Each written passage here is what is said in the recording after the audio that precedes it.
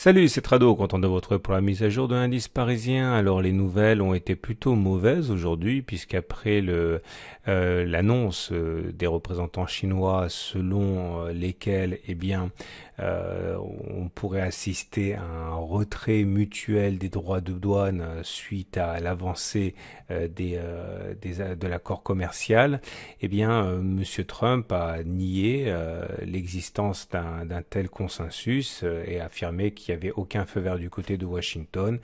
Les indices ont corrigé un petit peu et finalement la remontée est assez spectaculaire. On termine sur les plus hauts avec une baisse anecdotique de 0,02%, montrant bien que les marchés ont envie d'y croire. Je vous rappelle qu'on avait deux résistances ici, 58,63, 58,83 et 58,46, 58,57, qui ont été passées. Elles ont donc changé de polarité et cela explique en grande partie pourquoi on a rebondi sur cette zone. Tous ceux qui espèrent que la hausse continuera en ont profité pour acheter.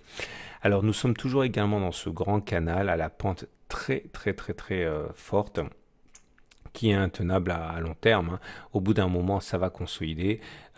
Par expérience, je dirais qu'il y a de fortes chances pour que l'on s'extrait de ce canal par le haut dans une sorte d'excès avant de consolider. Maintenant, on peut très bien consolider avant. De toute manière, on s'adaptera selon la situation. Mais pour l'instant, la force intrinsèque de la bougie de vendredi montre que les baissiers sont laminés progressivement. Alors, si on fait le point également sur les trades en cours, on a vu que le swing Fibonacci a déjà permis aux haussiers de retirer des plus-values. On a toujours ici la possibilité d'avoir deux objectifs atteints pour les deux précédents swings. Tout d'abord le swing du gap de continuation. Je vous rappelle que l'objectif de ce gap de continuation était de rallier la distance parcourue avant le gap reporté par-delà le gap. On voit qu'on n'en est plus très loin, mais on n'a pas encore atteint. C'est à 5910. À titre personnel, voilà ce que je vais faire. De toute façon, à partir du moment où où j'ai pris mes profits sur mon swing haussier, c'était à cause du non-croisement haussier fort de moyenne mobile. J'attendais une autre opportunité pour entrer.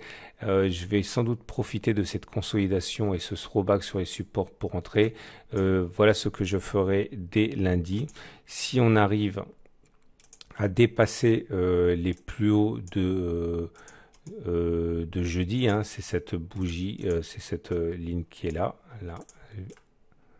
ici, donc à 5894, je vais mettre un ordre pour profiter d'une nouvelle impulsion haussière. Je mettrai mon stop en dessous de cette bougie là aux alentours de 5860. Donc l'idée ce sera pour moi de rentrer avec un stop en dessous de cette bougie à 0,60%, donc un objectif au moins de 0,60%. Ça c'est ce que je vais faire, c'est ce que vous pouvez faire si vous en avez envie. Sinon il y a aussi un swing baissier qui est tout à fait envisageable, c'est de considérer que le contact entre le haut de ce canal va se matérialiser et se poursuivre par un contact sur le bas du canal. Ça donne un ratio gain-risque assez intéressant. Si vous rentrez short maintenant, vous mettez un stop au-dessus. On va faire les choses à l'envers. Si on va chercher le bas du canal, ça donne un objectif de 0,80%. Donc il s'agirait de mettre le stop maximum à 0,80% pour que ça vaille la peine. Donc vous voyez, ça laisse de la marge. On peut même le mettre à peu près ici à 0,40%, ce qui donne un ratio gain-risque de 1 pour 2, tout à fait acceptable. À vous de faire votre choix selon vos convictions. On regarde les moyennes mobiles. La moyenne mobile à 20 jours est évidemment toujours ascendante. On est en tendance haussière. La moyenne mobile à 7 jours est en soutien dynamique à 5831. Les bandes de Bollinger. Alors regardez, ça c'est autre chose qui est intéressant. On vient de réintégrer les bandes de Bollinger. Normalement, quand on réintègre les bandes de Bollinger, on a plus d'une chance sur deux d'aller chercher la M7. C'est un trade qui est assez intéressant parce que ça donne un objectif, on va dire à peu près à 1%.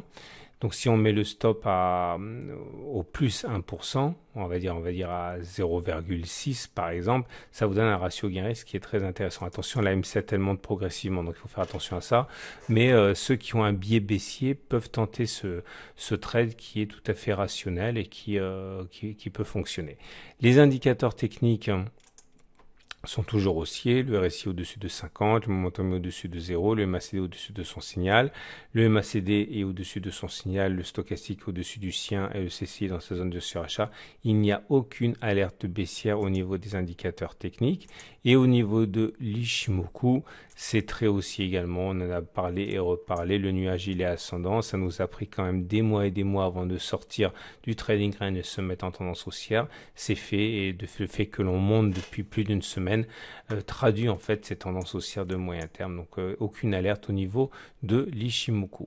Voilà, je souhaite une excellente journée, je vous rappelle que j'ai mis sur le blog les modalités d'inscription pour l'atelier de formation du 23 et du 24, faites vite, il y a déjà la moitié des places qui sont parties, donc si vous êtes intéressé, c'est une formation 100% internet avec 6 heures de formation où je partagerai avec vous ma manière de trader à court terme, mais également ma façon d'investir, ma façon de faire du swing trading sur action. Tout ça, j'espère, vous apportera beaucoup. C'est le 23 et le 24 novembre et les inscriptions sont ouvertes. Rendez-vous sur mon site pour savoir les modalités. Voilà, à demain pour la mise à jour.